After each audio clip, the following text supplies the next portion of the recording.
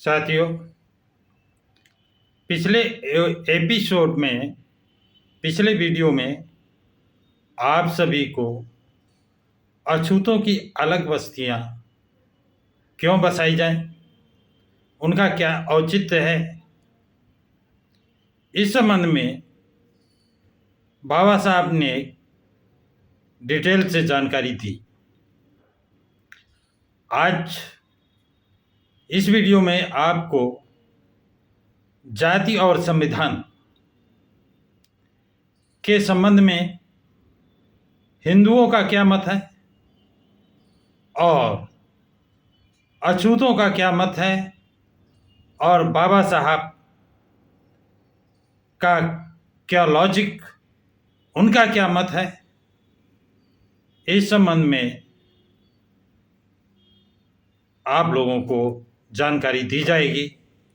ये जानकारी बहुत ही महत्वपूर्ण है, समझने लायक है, ध्यान देने लायक है। इसका हर बिंदु बहुत ही महत्वपूर्ण है। इसको समझने का आप लोग प्रयास करें कि उस समय बाबा साहब को कितना संघर्ष करना पड़ा जब ये अधिकार मिले हैं। तो आइए, ये प्रश्न न्याय संगत है कि अछूतों की मांगों को संविधान में क्या शामिल किया जाए। प्रश्न चिन्ह लगा है, क्या अछूतों की मांगों को संविधान में शामिल किया जाए या न किया जाए। बाबा साहब कहते हैं, विश्व में कहीं भी संविधान निर्माताओं के समक्ष ये व्यवस्था नहीं थी कि वे ऐसे मामलों को देखें। मैं मानता हूं कि यह एक महत्वपूर्ण प्रश्न है और जो इस प्रश्न को उठा रहे हैं या इस बात पर जोर दे रहे हैं कि इसका संवैधानिक महत्व है, इसके उत्तर की उनसे ही अपेक्षा है। मेरी दृष्टि में इसका उत्तर स्वाभाविक है। भारत की सामाजिक व्यवस्था से ही ये प्रश्न उत्पन्न होता है कि इसका संवैधानिक महत्व है। केवल हिंदुओं की जाति प्रथा और सामाजिक व्यवस्था ही इसके लिए उत्तरदायी है। बाबा साहब इसके लिए हिंदुओं की जाति प्रथा और सामाजिक व्यवस्था को ही उत्तरदायी मानते हैं। विदेशियों के समक्ष यथोचित व्याख्या के लिए हिंदू समाज और धर्म व्यवस्था के फलितार्थ बताने के लिए यह संक्षिप्त वक्तव्य पर्याप्त नहीं है, बल्कि यह भी सत्य है कि इस रिपोर्ट की सीमित परिधि में ये बताना असंभव है कि जाति प्रथा के संविधान में क्या फलितार्थ होंगे। मैं जातियों के उन्मूलन संबंधी अपनी पुस्तक में इस पर पूरी तरह प्रकाश डालूंगा, जिसे मैंने कुछ दिन पूर्व लिखा है। मुझे विश्वास है कि इससे हिंदुओं की जाति और धार्मिक व्यवस्था के सामाजिक और आर्थिक पक्ष पर काफ़ी प्रभाव डाला गया है। इस प्रबंध लेख में मैं संक्षेप में निम्नांकित सामान्य जानकारी पेश करूंगा। संविधान की रचना में सामाजिक ढांचे का सदैव ध्यान रखना होता है। सामाजिक तत्वों की सक्रियता केवल सामाजिक क्षेत्र तक ही सीमित नहीं रहती, वे राजनीति में भी घुस जाते हैं। अछूतों का यही विचार है और मुझे विश्वास है कि यह तथ्य निर्विवाद है। हिंदू इस दलील और उसकी प्रबलता से पूरी तरह अवगत हैं, परंतु वो इस बात से मुकर जाएंगे कि हिंदू समाज व्यवस्था यूरोपियन समाज व्यवस्था से भिन्न है। वो इस तर्क का उत्तर देने के लिए यह कहेंगे कि हिंदुओं की जाति प्रथा और पश्चिमी समाज की वर्ग व्यवस्था के बीच कोई भेद नहीं है। यह वास्तव में एक सफेद झूठ है।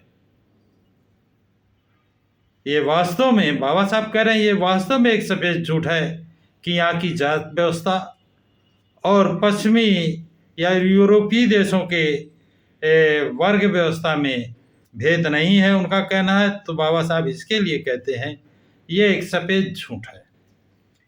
वे फिर भी ये साबित कर देंगे कि वो वर्ग व्यवस्था और जात व्यवस्था में भेद ही नहीं जानते। जात प्रथा का मूल है बिलगाव, और इसमें एक जाति की दूसरी जाति से भिन्न माना जाता है। एक जाति को दूसरी जाति से भिन्न माना जाता है। दूसरी समाजों की व्यवस्था में विभाजन गुणात्मक है। वर्ग प्रणाली में भी भिन्नता का स्थान है, किंतु वह किसी वर्ग के कार्यों को जन्म जन्मांतर के लिए तय करने के लिए नहीं है, और न ही उनमें सामाजिक मेल मिलाप पर कोई प्रतिबंध होता है।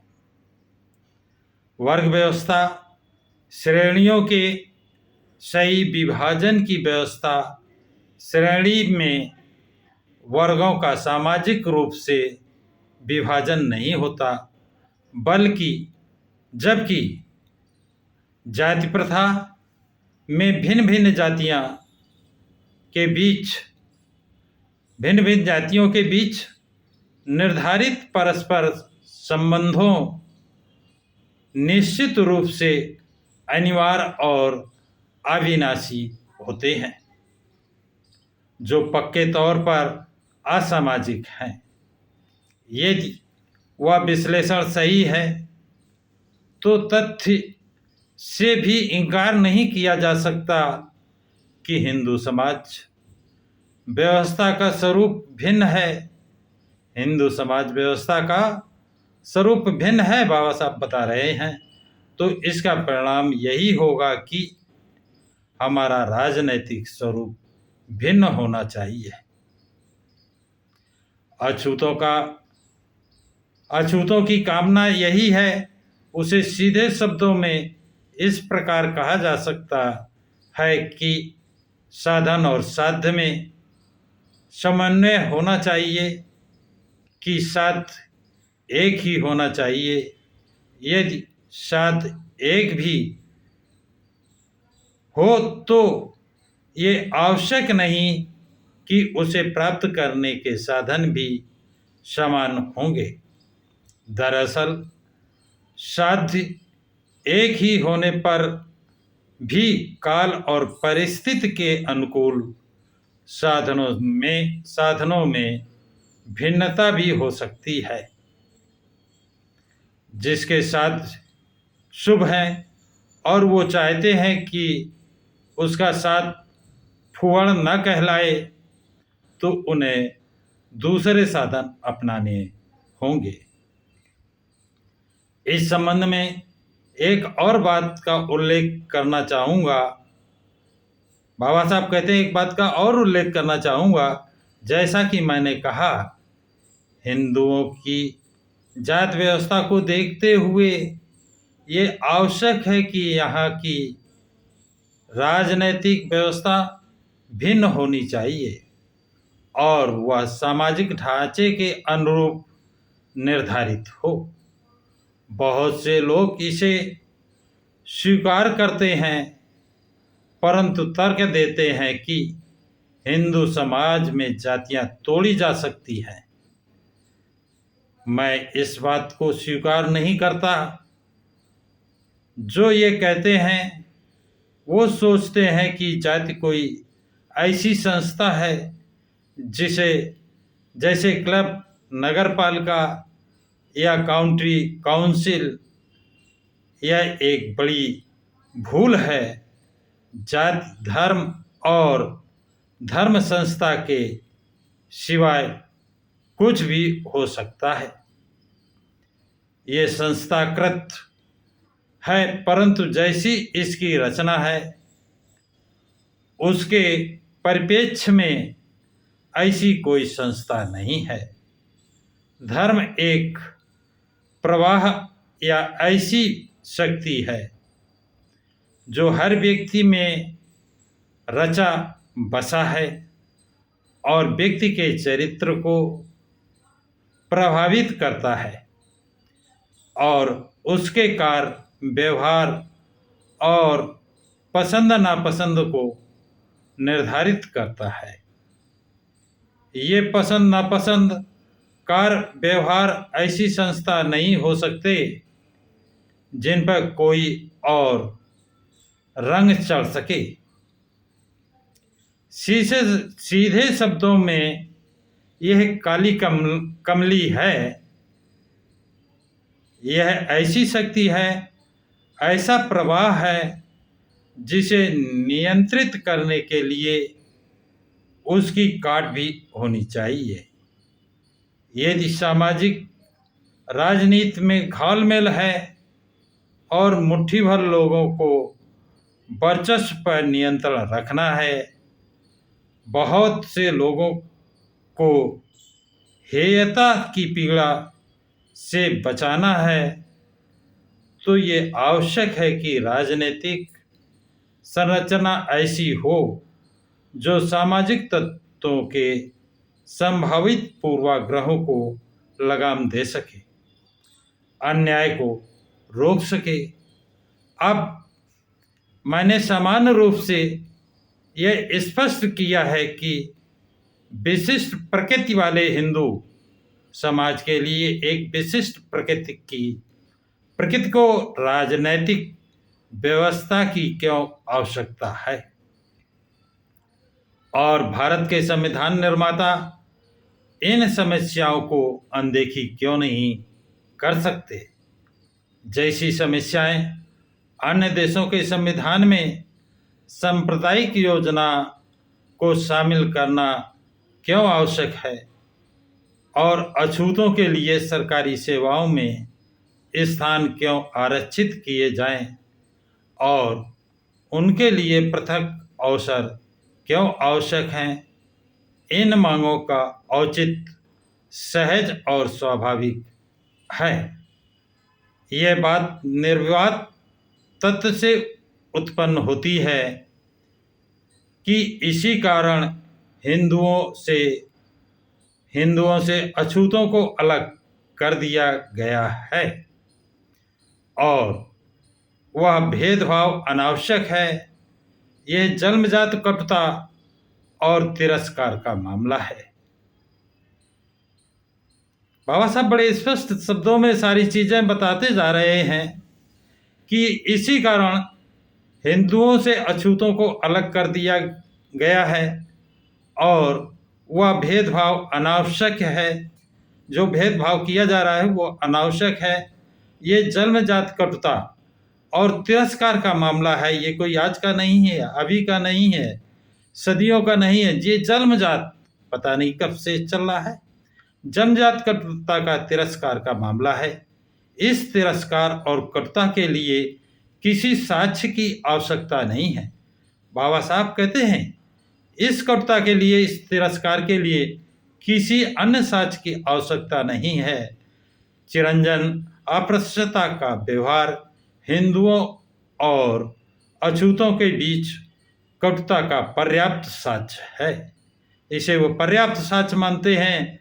चिरंतन अस्पृश्यता का व्यवहार हिंदुओं और अछूतों के बीच कटुता का पर्याप्त साक्ष्य है। ऐसी कटुता देखते हुए ये असंभव है कि अछूतों से कहा जाए कि वो इस बात पर विश्वास कर लें कि अंग्रेजों और स्वाधीनता मिलने के बाद हिंदू उनके साथ न्याय करेंगे। जब अछूत ये कहते हैं कि वो हिंदुओं पर विश्वास नहीं करते, तो कौन कह सकता है कि यह कोई गलत कथन नहीं है। हिंदू उनके लिए उतना ही पराया है जितना कोई यूरोपवासी, बल्कि उससे भी बदतर बात तो यह है कि यूरोप वाले पराये होकर तटस्थ तो हैं। हिंदू तो निर्लज्जता से अपने वर्ग का पक्ष पोषक हैं और अछूतों के प्रति दंभ रखता है। इसमें कोई संदेह नहीं कि युगों युगों से हिंदुओं ने अछूतों को तिरस्कृत और अपमानित किया है। बाबा साहब कह रहे हैं, हर बात को क्लियर कर रहे हैं कि इसमें कोई संदेह नहीं है कि आज से नहीं, युगों युगों से हिंदुओं ने अछूतों को तिरस्कृत और अपमानित किया है, क्योंकि वह एक अलग और घृणित वर्ग है। बेशक वह दूसरी नस्ल का ना भी हो, अपनी मान्यताओं के अनुरूप हिंदू अपने को अति विशिष्ट वर्ग मानता है। वह अपने पूर्वाग्रहों के कारण अछूतों की आकांक्षाओं का कभी ध्यान नहीं रखता। उनसे वह कोई संबंध नहीं रखना चाहता और वह उनके हितों का विरोधी है। ऐसे लोगों के साथ अछूत क्यों बंधे रहें? अछूतों से ये कैसे कहा जा सकता है कि वो अपने हित ऐसे लोगों के हाथ में सौंप दें जो पूरी तरह से उनके हितों और आकांक्षाओं के विरोधी हैं, जो अछूतों की जीवंतता के प्रति सहानुभूति नहीं रखते, जिनकी उनके प्रति रुचि और मनोभावना नहीं है, जो उनकी अपेक्षाओं से खार खाते हैं, वे निश्चित रूप से उनके साथ नहीं करेंगे। बाबा साहब को पूर्ण विश्वास है, इसलिए वो इन सारी चीज़ों को खोल करके रख दिया, खोल करके लिख दिया, स्पष्ट लिख दिया। उनसे भेदभाव बरतेंगे और वो आज तक अपने धर्मोपदेश के अनुसार अछूतों के विरुद्ध दुर्व्यवहार के प्रति लहजा महसूस नहीं करते। बाबा साहब ये फिर से मैं दोहरा देना चाहता हूँ, जो अछूतों की जीवंतता के प्रति सहानुभूति नहीं रखते, जिनकी उनके प्रति रुचि और मनोभावना नहीं है, जो उनकी अपेक्षाओं से खार खाते हैं, वो निश्चित रूप से उनके साथ न्याय नहीं करेंगे, उनसे भेदभाव बरतेंगे। वे आज तक अपने धर्मोपदेशों के अनुसार अछूतों के विरुद्ध दुर्व्यवहार के प्रति लहजा महसूस नहीं करते, बल्कि कदम कदम पर अमानवीय बर्ताव करते हैं। ऐसे लोगों से सुरक्षा का एक ही उपाय है, राजनैतिक अधिकार, जिनकी मांग है कि अछूतों को हिंदू बहुसंख्यकों के अत्याचारों से बचने के लिए संविधान में स्पष्ट व्याख्या की जाए। क्या सुरक्षा की ये मांग बेतुकी है? बाबा साहब कहते हैं, जो ये मांगे सुरक्षा की अप्रश्न या अछूत लोग कर रहे हैं, क्या उनकी तर्कसंगत नहीं है? क्या बेतुकी लगती है? यदि उनको ये मांगें नहीं मिलेंगी तो जिन्होंने अब तक उनको कोई मांग नहीं देना चाहा है, कोई मांग नहीं मानी है, उन्हें तिरस्कृत रखा है, उनके किसी अधिकारों का ख्याल नहीं किया है, उनसे कोई अपेक्षा नहीं करते हैं। साथियों, आज की जानकारी इतनी ही। यदि ये जानकारी आपको अच्छी लगे तो लाइक शेयर सब्सक्राइब ज़रूर करें और ये वीडियो लगातार देखते रहें। हिंदुओं और उनके मित्रों ने से कुछ प्रश्न पूछे जाएंगे अगले एपिसोड में, अगले वीडियो में आपको बताया जाएगा। इसलिए आगे क्या हो रहा है, क्या अधिकार मिलते हैं, कौन कौन उनका विरोध करता है, ये सब जानकारी के लिए ये वीडियो लगातार आप लोग देखते रहें। सभी साथियों को जय भीम, नमो बुद्धाय, जय संविधान।